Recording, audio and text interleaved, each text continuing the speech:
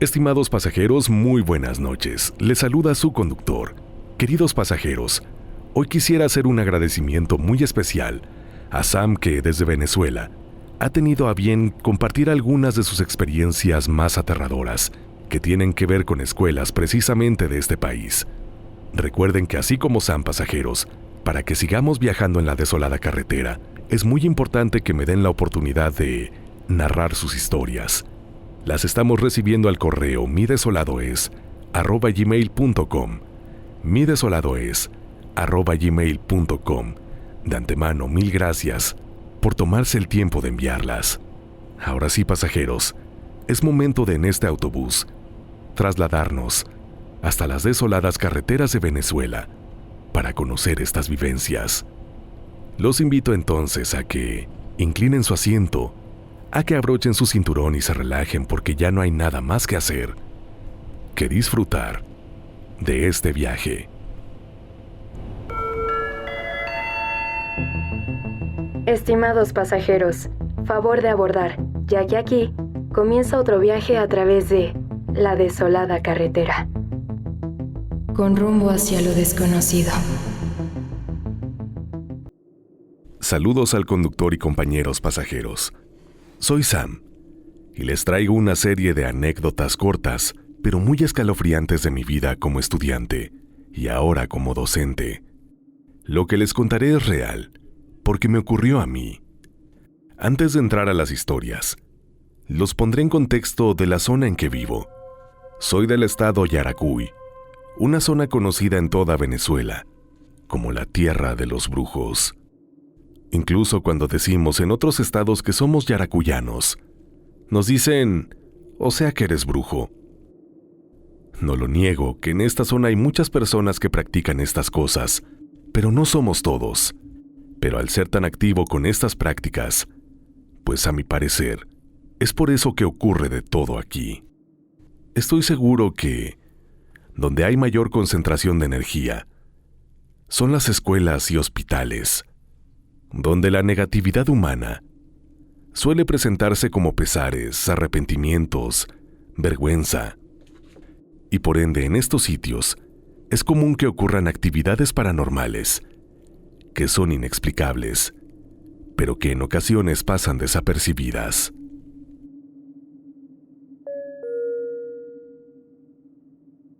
Sarita y Abigail. Como les dije, les contaré algunas de las anécdotas que ocurrieron en la parte de los colegios. Por eso comenzaré por contarles de mi época de estudiante, cuando cursaba ya la preparatoria, o como se dice acá en Venezuela, el bachillerato.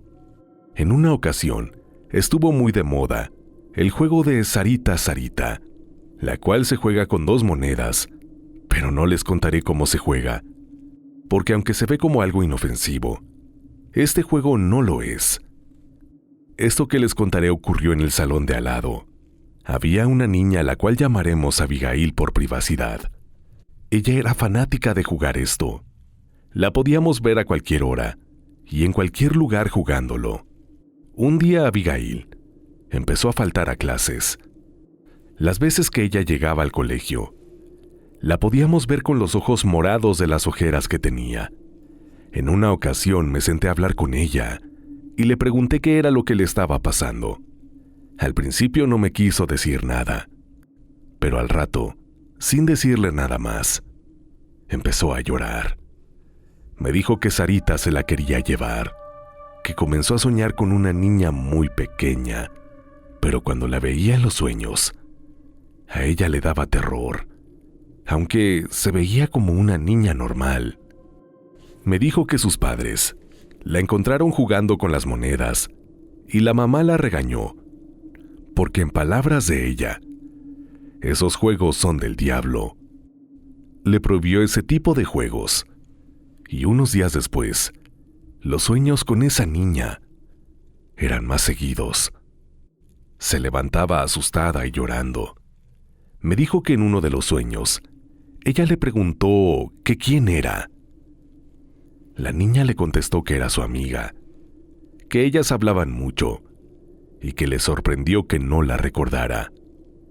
La niña la miró fijamente y le dijo yo soy Sarita, y estoy triste porque me dejaste de hablar. Abigail empezó a llorar descontroladamente y me dijo que la niña le había dicho que no la dejaría nunca, que siempre estaría a su lado. Y ese día, la vecina, hablando con la mamá, le preguntó que si la niña que estaba conmigo era alguna sobrina o familiar de ellas, porque veía a Abigail cuando regresaba del colegio, cuando estaba en el patio o hasta sentada al frente de la casa, y veía a una niña junto a ella y que no la dejaba para ningún lado. La mamá se sorprendió y le dijo que allí no había otra niña más que Abigail. Pero no fue hasta una semana después que Abigail dejó de ir al colegio. Pero antes de no ir más, me dijo que la mamá por fin le creyó. Porque escuchó las monedas y al entrar al cuarto de Abigail para regañarla, se dio cuenta que ella estaba dormida y estaba una niña sonriendo, parada al lado de su cama.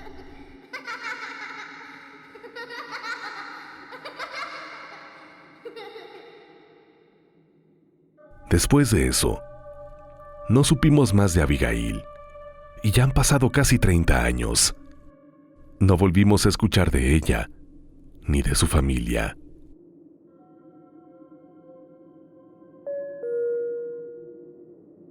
Ayuda en los exámenes.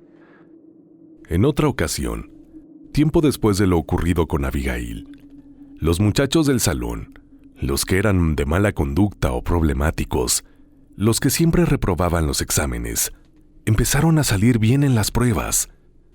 Pareciera que sabrían qué preguntas saldrían en los exámenes.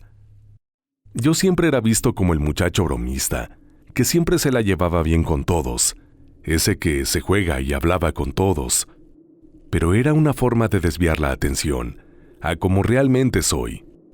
Pero esto me ayudó a tener buena comunicación con casi todo el mundo, inclusive con estos muchachos problemáticos. En una de esas, le pregunté a mi amigo Carlos que cómo hicieron para salir bien, pero al principio solo se sonrió y me dijo que tenían ayuda, pero no me dijo en qué forma.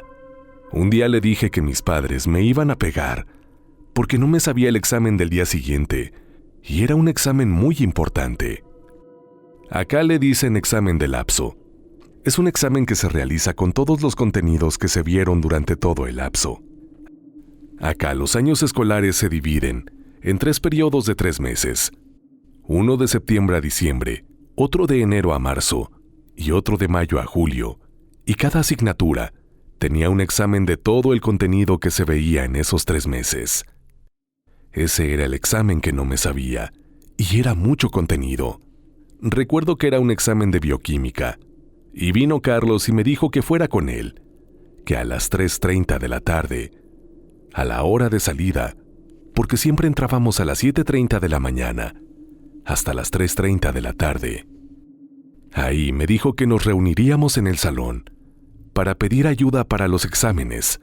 Ese día, recuerdo que él me dijo que lo esperara en la entrada del colegio y nos iríamos juntos al salón. No sé qué pasó, pero él se retrasó y llegó casi 15 minutos después. Nos fuimos corriendo al salón, y cuando llegué me pareció sumamente extraño que todos los que eran alborotados, mala conducta y demás, estaban en un círculo, muy callados alrededor del escritorio donde se sentaba el profesor. No hacían ningún sonido, y cuando me acerqué, mi sorpresa fue que no era ningún profesor que los estaba ayudando. Vi una mezcla entre los juegos de la Ouija y de Sarita. Les explico para que tengan una imagen de lo que vi. Era un tablero igual al de la Ouija, pero en vez de puntero había un fuerte. Un fuerte acá era una moneda de 5 bolívares grande. Esta moneda estaba parada por la orilla, o lomo, como ellos decían. Cuando uno echa a rodar una moneda, generalmente esta avanza un momento y luego se cae, pero esta estaba puesta sobre el cartón, y aunque pareciera increíble, esta moneda rodaba sola. Se paraba en cada letra y se retrocedía a otra, mientras algunos copiaban. Carlos me dijo que ella les decía qué preguntas saldrían en los exámenes. Al lado de este cartón, cuando vi bien sobre el escritorio, estaba una Biblia con una tijera de esas de costureras, esas que son grandes y de metal completamente. La Biblia estaba abierta, y la tijera también estaba abierta, pero esta estaba sobre la Biblia. Lo más extraño fue que cuando me acerqué a donde ellos estaban, la moneda, así de la nada, se detuvo y se cayó de lado. Allí todos me voltearon a ver y me vieron. Uno de ellos me sacó casi que a la fuerza y me dijo que me fuera, porque por mi culpa, todo se había desconectado con el ente que estaba ayudándolos. Según él, era porque yo tenía un espíritu fuerte, y el ente no se sentía a gusto conmigo allí. Es de resaltar que en esa época, yo era cristiano y mi familia también. A mi parecer, aún creo que esta conexión con Dios me ayudó a no participar en este acto, ya que lo que estaba ocurriendo se paró así, abruptamente. Quiero destacar que casi todos los que participaron en estas prácticas no tuvieron un buen futuro. Algunos no terminaron el colegio, otros están en la cárcel, otros han fallecido. Y el último fue el que más me sorprendió. Es el hijo de una de las trabajadoras del colegio, y se veía un gran futuro para él. Pero a finales de 2024, lo encontré en un establecimiento comercial, con la mamá comprando cigarrillos. Pero lo que me sorprendió no fue su aspecto o encontrarlo después de tanto tiempo, sino que estaba esperando que la mamá pagara con la pensión de vejez que le llega a ella, porque él no tenía con qué.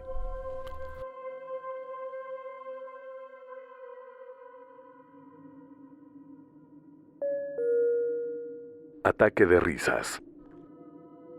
En el colegio donde estudié, a los estudiantes nos llevaban a un polideportivo donde había la parte donde jugaban béisbol y en la otra mitad era la cancha de fútbol. Había una pista de atletismo y unas estaciones donde se podían practicar lanzamiento de jabalina y lanzamiento de balas y discos. Como se podían realizar todas estas disciplinas, nos daban las clases a la última hora, después del mediodía, hasta las 3:30 de la tarde. Luego nos decían que nos fuéramos a nuestras casas. Este polideportivo está rodeado por árboles inmensos, muy viejos, de samán, o como se les llama en México, cenízaro o cenicero, y otras ceibas, o como le dicen en México, pochote o yaxché, muy altos y grandes.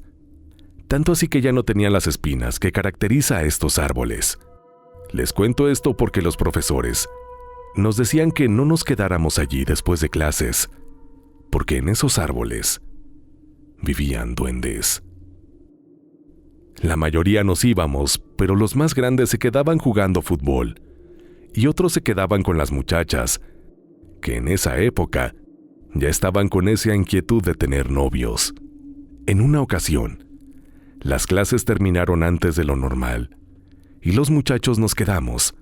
Yo no era mucho de jugar fútbol, y por ser el gracioso de la clase, era más del que las chicas querían tener como amigos, más que novio, así que me quedé con otros hablando en las gradas.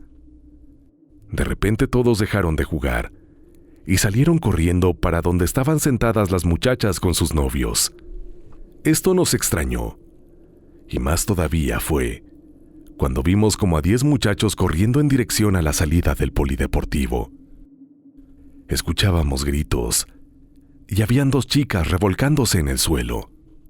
Los que estábamos en las gradas, salimos corriendo hacia donde estaban todos reunidos.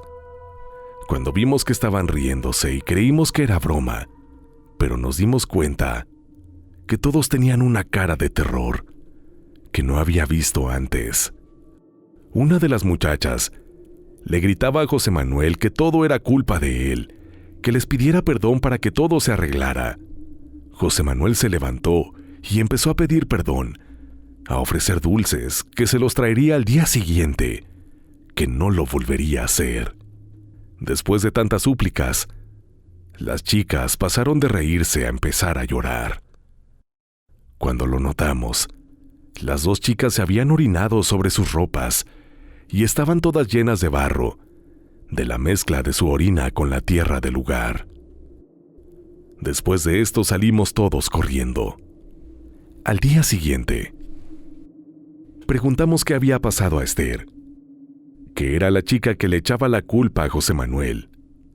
Allí fue donde supimos que, como de costumbre, ellos se habían sentado debajo de estos árboles, porque con el sol inclemente que hacía después de clases, ellos tomaron la rutina de sentarse en las raíces de estos árboles, aprovechando las sombras y la brisa fresca que los mecía.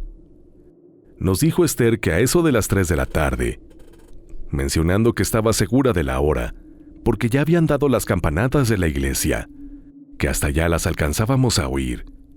Las muchachas habían dicho que ya casi se tenían que ir, para que no las regañaran, pero empezaron a sentir que les tiraban piedritas, y también los cachitos, que son el envoltorio de la semilla de la ceiba. Empezaron a decir en broma que eran seguro los duendes, que estaban molestos por la bulla y por el juego que estaban haciendo. Acá le dicen la botellita. Es cuando giran una botella, y las personas que señalen la parte de atrás de la botella y la punta tienen que darse un beso. Las chicas estaban peleándose, porque la botella había quedado en medio de las dos, y apuntando a José Manuel, y ellas querían besarse con él. En medio de esa discusión, una piedrita le pegó en la frente a José Manuel, y él enojado se levantó, y empezó a lanzarle piedras, y todo lo que encontraba en el piso en dirección de los árboles, retándolos a que se aparecieran y dieran la cara para que vieran lo que era bueno. Las chicas empezaron a reírse de él, porque se le había puesto el golpe de la frente rojo, y fue allí donde todo se descontroló. José Manuel le dijo a quienes les estaban lanzando piedritas que si no eran tan machos entonces, que se manifestaran. Allí fue cuando las muchachas no dejaban de reírse. Era una risa descontrolada, y tanto así que lloraban, pero se reían. Esta historia me hizo recordar a la película del Guasón, cuando estaba llorando, pero igual no controlaba su risa.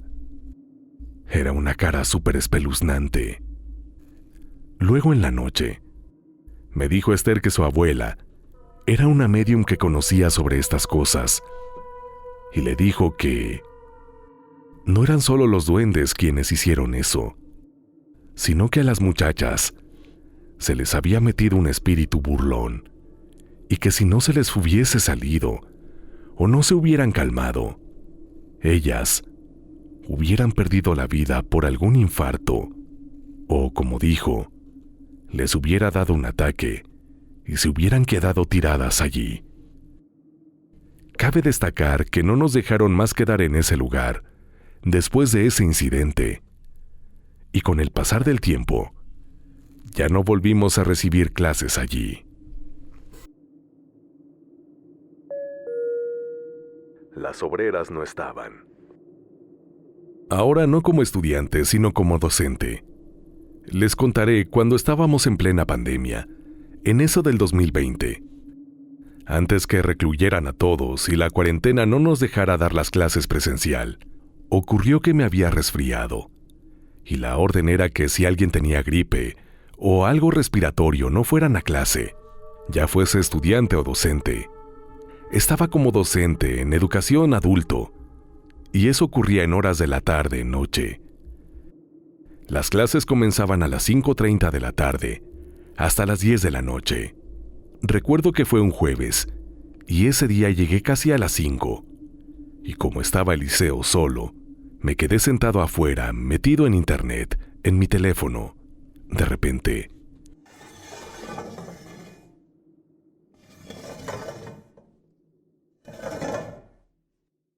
empecé a escuchar cómo movían las mesas, sillas de los salones, etc. Como siempre pasa cuando las obreras limpian los salones. En ese momento llegó una alumna y se sentó conmigo, y me preguntó que por qué estaba afuera, y le dije que como llegué temprano, y como no vi a nadie allí, me quedé, pero que adentro estaban las obreras, porque se escuchaba que estaban limpiando los salones. Ella escuchó también cómo arrastraban las sillas. Como a las 5:20 de la tarde, llegó uno de los vigilantes y me preguntó si estaba el director. Yo le dije que no, solo estábamos la estudiante y yo, y adentro estaban las obreras porque tenían rato limpiando. Él, al escuchar también el ruido, nos dijo que entraría a ver quién estaba para dejar el reposo. No pasaron 5 minutos cuando el vigilante salió blanco, sin color y asustado, porque nos dijo que pasó por todo el colegio y no había nadie. En ese momento llamé al director y me dijo que las obreras estaban enfermas y 5 de los 9 profesores también tenían gripe, y nos dieron 3 días libres por prevención para no convertirnos en un foco de infección. Fue en ese instante que nos dimos cuenta que estábamos solos. Lo extraño fueron los sonidos de las sillas arrastrándose, y fue eso lo que casi nos hace salir de allí, corriendo. La semana siguiente, hablando con uno de los vigilantes del diurno, le conté lo que habíamos vivido la semana pasada, y él me confesó que cuando estaba dando el recorrido por la cancha, desde allí se ven las ventanas de 3 salones, y siempre se escuchan las sillas moviéndose. Un día se le ocurrió ir a ver qué sucedía. Cuando vio por la ventana, una de las sillas fue arrojada al suelo de un rincón a otro del salón, estrellándose al fondo con otras sillas más. Y allí no había nadie. Quiero destacar que este colegio está justo al lado de donde funcionaba el taller de reparación del ferrocarril Bolívar, que entró en funcionamiento en 1877, y era parte de las minas que acá funcionaban. Hubo personas que perdieron la vida allí, personas sobreexplotadas, y estas tierras fueron la última posesión de Simón Bolívar, antes de morir. Así que no podemos imaginar todo lo que pasó en estos lados.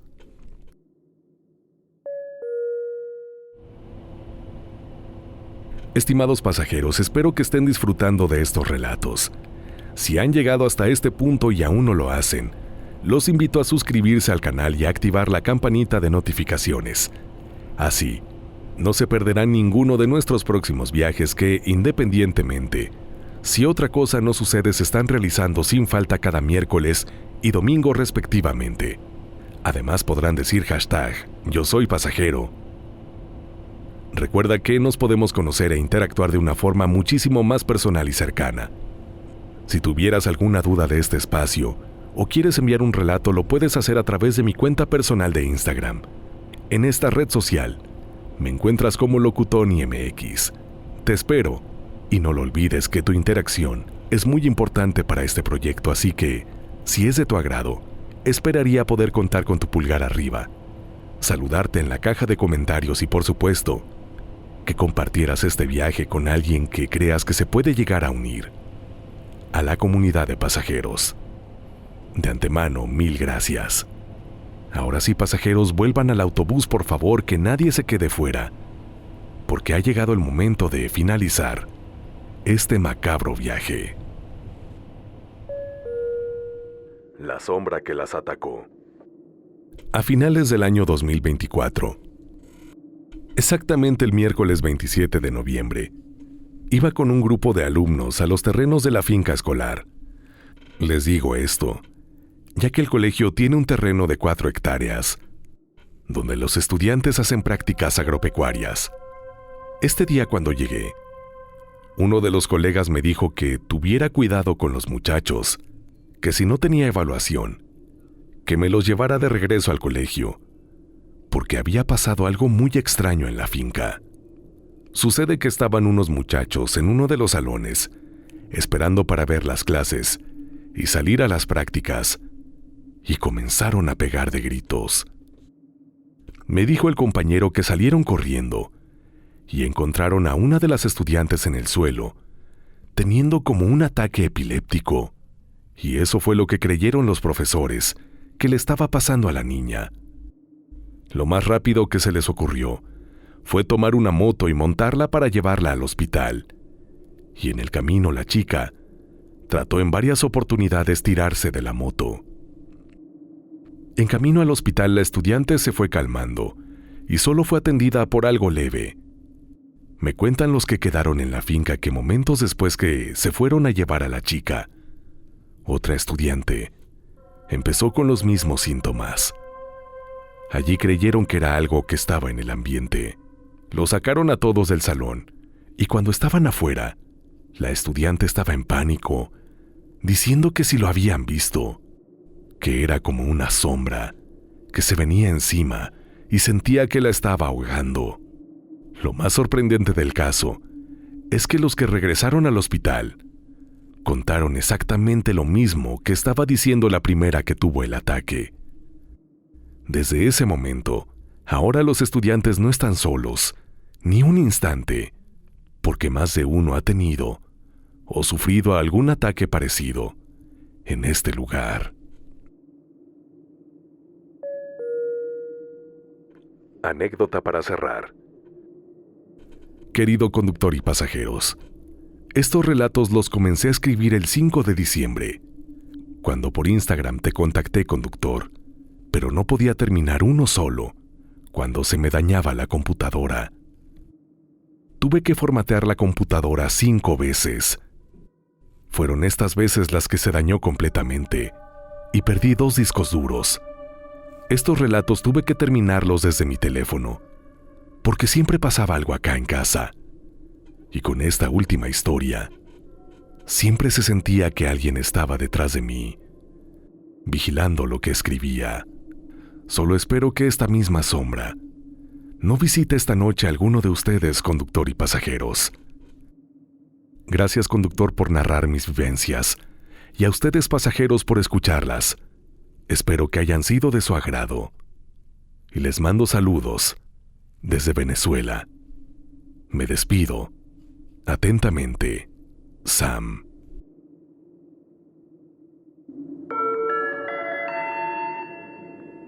Estimados pasajeros, hemos llegado a nuestro destino. Gracias por acompañarnos en este viaje. Es momento de descansar.